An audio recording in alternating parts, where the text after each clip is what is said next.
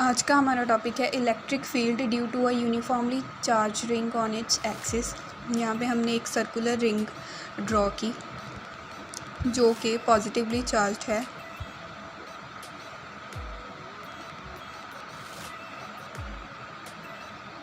इसका net charge Q है हमारे पास और इसका रेडियस हमने कंसीडर किया R है। अब हम यहाँ पे इसकी एक्सिस ड्रॉ करेंगे। इसकी एक्सिस पे हमने एक पॉइंट ले लिया P। ये पॉइंट है हमारे पास O और O से P तक का डिस्टेंस जो हमने कंसीडर किया है वो सपोज करो x है। अब हमने यहाँ से एक डिफरेंशियल पार्ट कर लिया छोटा सा dq। अब ये चार्ज के कारण इस पर कितनी इलेक्ट्रिक फील्ड लगेगी या इलेक्ट्रिक फील्ड की डायरेक्शन क्या होगी वो फाइंड आउट करेंगे हम। इसकी डायरेक्शन ये होगी इलेक्ट्रिक फील्ड की डायरेक्शन, बिकॉज़ ये पॉजिटिव चार्ज है तो ये आउटवर्ड डायरेक्शन में डायरेक्ट करेगा। उसके बाद ये यहाँ से यहाँ तक का डिस्टेंस हमने कंसीडर कर लिया r है और ये जो है इसके साथ एंगल बना रही है थीटा। ये इसके साथ एंगल बना रही है थीटा। अगर ये वाला एंगल थीटा है और इसका ऑपोजिट का एंगल भी क्या होगा, फिर थीटा होगा। अब हम यहाँ पर करेंगे कंपोनेंट रिजॉल्व। तो उन्हें रिसॉल्व करने के लिए हम क्या करेंगे, एक along and perpendicular line draw कर लेंगे।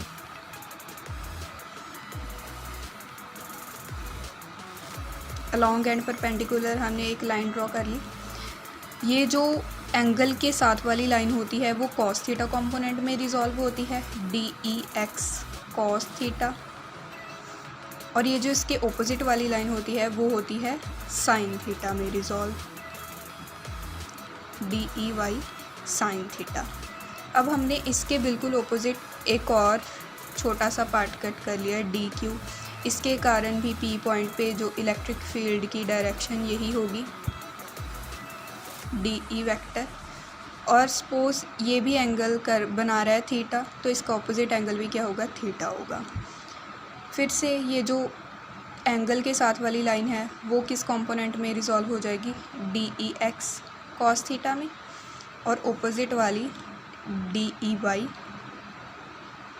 साइन थीटा में। अब ये जो ट्रायंगल बन रही है ये वाली DQOP तक की, इस ट्रायंगल में हमें क्या दिख रहा है कि इसका स्क्वायर और इसका स्क्वायर इक्वल टू होगा इसके, इसका स्क्वायर और इसका स्क्वायर इक्वल टू होगा इसके। तो बाय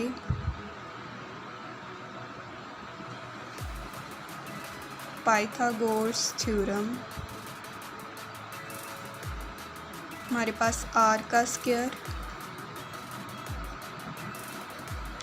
प्लस x का स्क्वायर इक्वल टू है r के स्क्वायर की। बट यहाँ पे हमारे पास सिंगल r है तो हम सिंगल r की वैल्यू फाइंड आउट कर लेंगे। r equals to under root r square plus x square.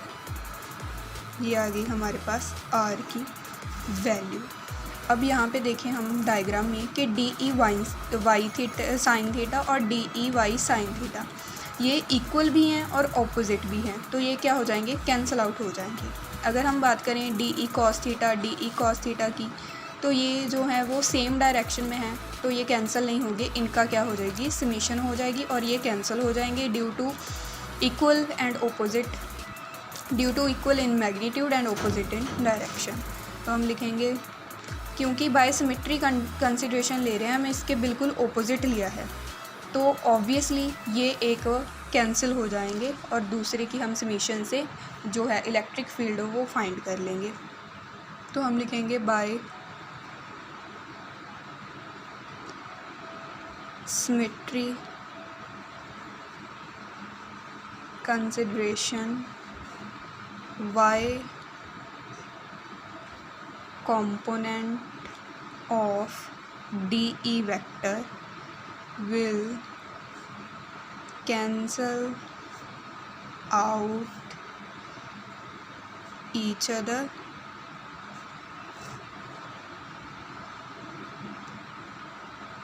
due to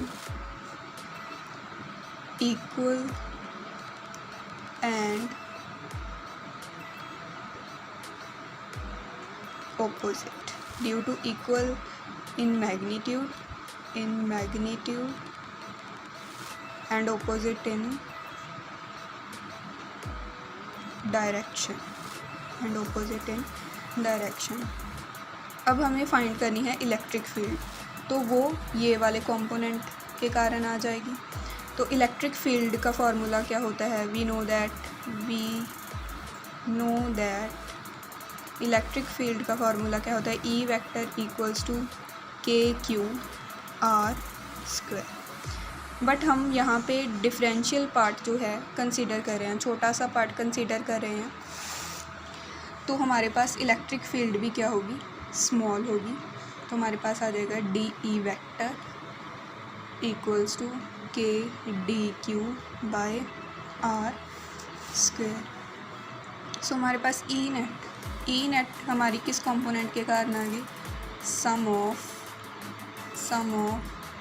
D E cos theta of all components. तो हमारे पास ई नेट क्या आ जाएगी? सम ऑफ का मतलब हमने इसकी क्या कर देनी है? इंटीग्रेशन। हमने क्या करनी है? इंटीग्रेशन करनी है डी ई कॉस थीटा की कर देनी है हमने इंटीग्रेशन। अब हमने डी ई इसकी वैल्यू हम यहाँ पे क्या कर देंगे? पुट कर देंगे E net equals to k D Q R square cos theta. अब हमने यहाँ पे आर स्क्वायर और कॉस थीटा इनकी वैल्यू फाइंड आउट करके पुट कर देनी है।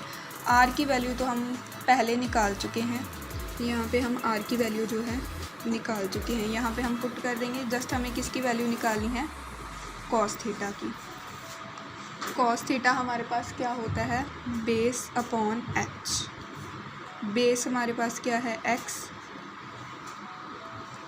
बेस क्या है हमारे पास? एक्स। और हमारे पास एच कितनी है? बेस है हमारे पास यहाँ पे एक्स। अब यहाँ पे कॉस थीटा की वैल्यू क्या होगी? Base upon H. और इस ट्रायंगल में हमारे पास बेस क्या है? एक्स और हमारे पास एच क्या है? आर। और आर की वैल्यू हमारे पास किसके इक्वल है?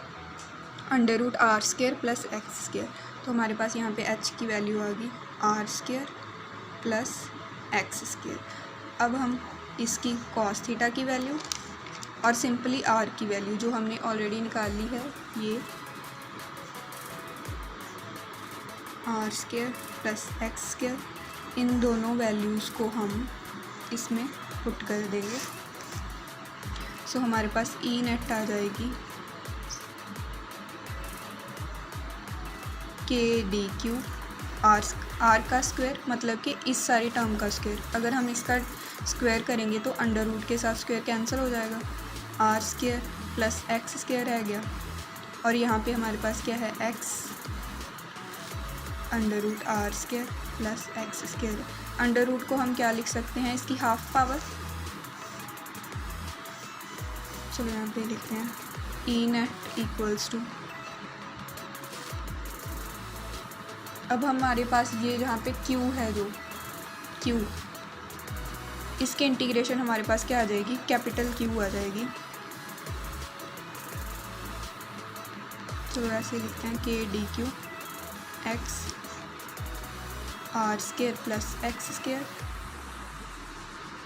Are square plus x square, इसकी पावर हाफ। इसकी पावर कितनी है? 1। ये बेस सेम है तो पावर ऐड होके 3/2 हो जाएगी। ई नेट आ गई हमारे पास K D Q X R square plus x square की पावर 3/2। अब यहाँ पे इसके इंटीग्रेशन हमारे पास क्या आ जाएगी? कैपिटल क्यू नेट चार्ज के बराबर आ जाएगी K Q X R square plus x square की पावर 3/2।